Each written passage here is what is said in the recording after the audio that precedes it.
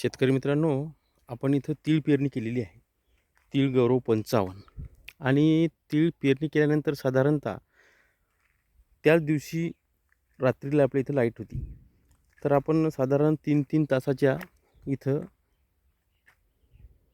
जे शिपा असतात स्प्रिंकलरच्या, त्या आपण इथं दिलेल्या आहेत.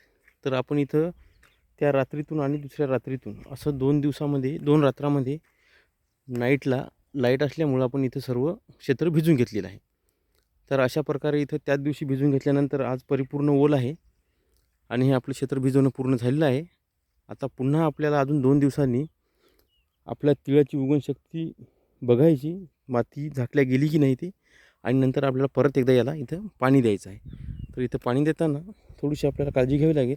पाणी जास्त होणार नाही याची काळजी, दक्षता आपल्याला फार घ्यावी लागते. कारण कसं, तीळ हा नाजूक असतो आणि आपण पाणी देतो ते जास्तच झालं नाही याची काळजी घ्यावी लागते. कारण जास्त जर पाणी झालं तर हा तीळ जो आहे, ही माती जी असते आपण पेरलेली, या नालीमध्ये जे आपण पेरतो त्याची माती जर त्याच्यावर जास्त दडपण पडलं तर त्या ढेपशामुळं मातीच्या तीळ निघत नाही. तर याची आपल्याला फार काळजी घ्यावी लागते. अन्यथा आपली उगवणशक्ती होऊ शकत नाही.